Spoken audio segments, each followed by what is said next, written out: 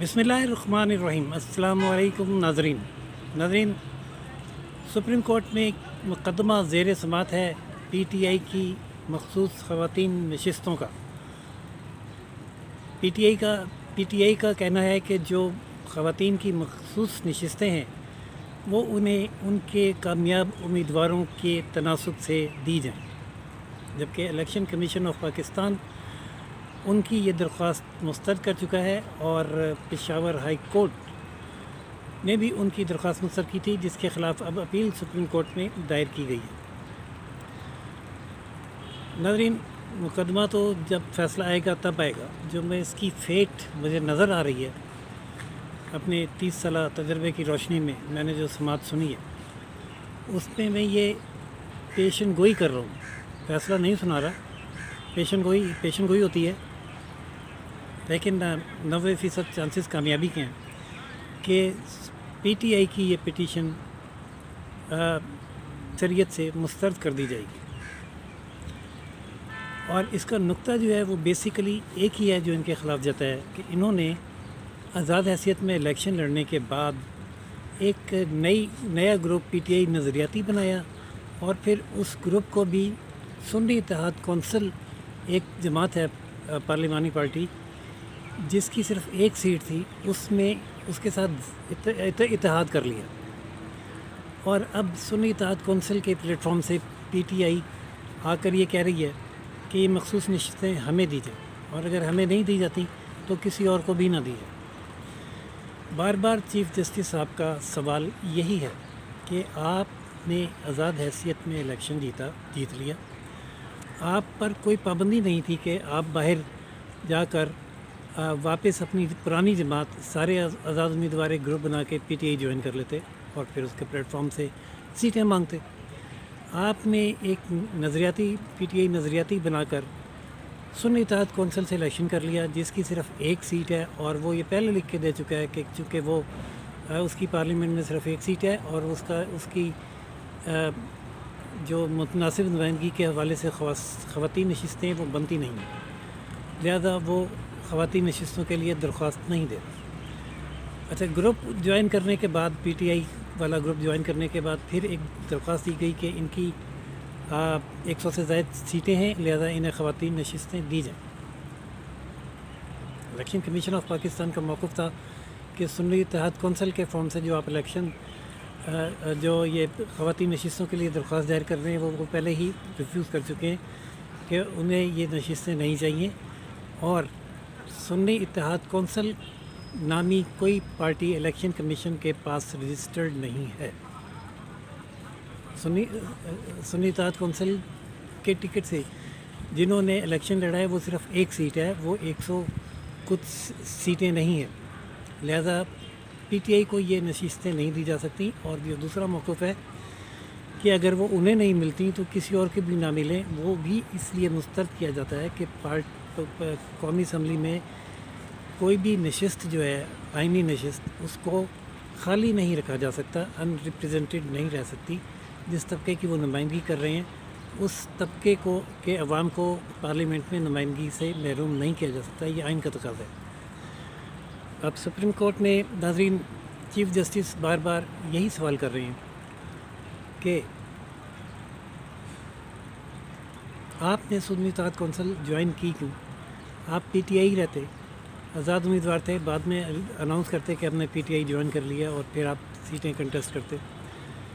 غلطی آپ نے خود کی، اور اب آپ یہ کہہ رہے ہیں کہ مخصوص نشستیں ہمیں نہیں ملتی تو کسی کو بھی نہ ملیں، یہ ہو نہیں سکتا۔ آئین پڑھیں، جو سیدھا سادہ آئین ہے اس پر ہم عمل کریں گے۔ آپ کی ٹیکنیکل مسٹیکس کو ہم کیسے درست کریں، وہ بھی آئین کے خلاف جا کر؟ اور اگر آئین اس بات کی اجازت نہیں دیتا کہ مخصوص نشستیں خالی رکھی جائیں تو وہ مخصوص نشستیں ہم کیسے خالی چھوڑ سکتے ہیں؟ آج پھر عدالت میں یہی سوال ہوا کہ یہ پی ٹی آئی نظریاتی اور پی ٹی آئی میں کیا فرق ہے، یہ فرق سمجھیں۔ جب انہیں بتایا گیا کہ چونکہ پی ٹی آئی پر پابندی تھی، آزاد الیکشن لڑا گیا، تو ایک گروپ پی ٹی آئی نظریاتی بنایا گیا، اور پھر اس کا علاج کیا گیا سنی اتحاد کونسل کے ساتھ۔ ناظرین، ایسی ایک مثال ماضی میں موجود ہے، پاکستان پیپلز پارٹی۔ جب پاکستان پیپلز پارٹی کے ساتھ مسائل آئے تو ایک نئی party Pakistan peoples party parliamentarian بنا لی گئی، اور اس پاکستان پیپلز پارٹی پارلیمنٹیرین نے پھر اپنے 4 پی سے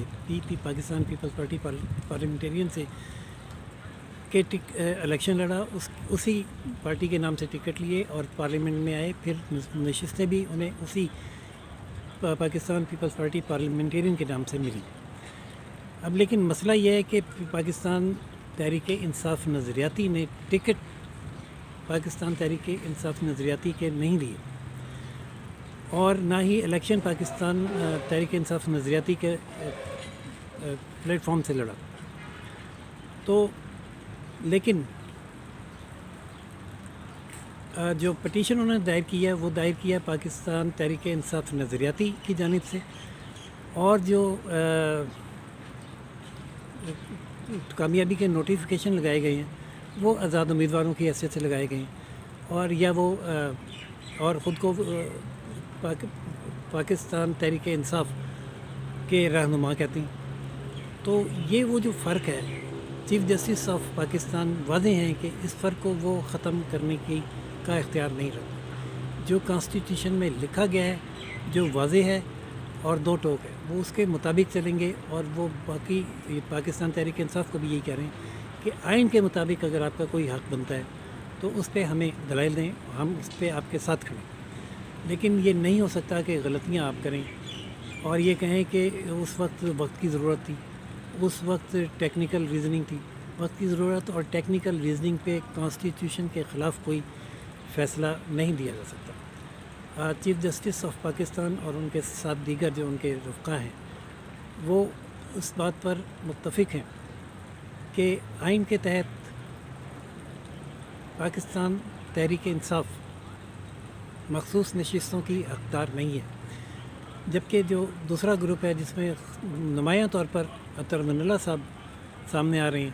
وہ یہ کہتے ہیں کہ 184(3) کے تحت نوٹس لے کر اس غلطی کی تصحیح کی جا سکتی ہے، لیکن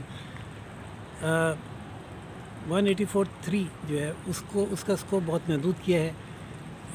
جسٹس قاضی فائز عیسیٰ نے۔ یہ 184(3) کا ایشو ہی نہیں ہے، یہ ایشو ہے الیکشن میں مخصوص نشستوں کے حصول کا، جس کا آئین میں طریقہ کار واضح ہے۔ ناظرین، دیکھتے ہیں آج یہ سماعت نان سٹاپ جاری رہے گی اور کتنی مزید سماعتیں ہوتی ہیں۔ آج مختوم علی خان دلائل دے رہے تھے تو بار بار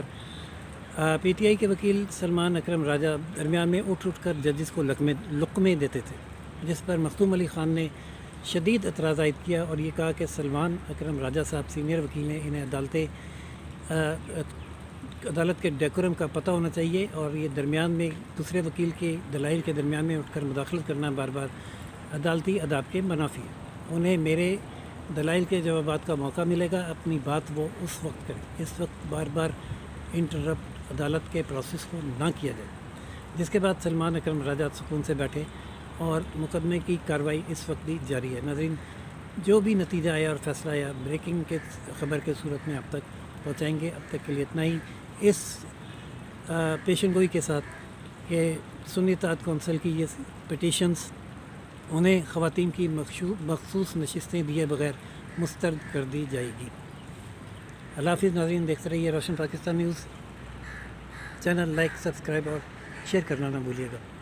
اللہ حافظ۔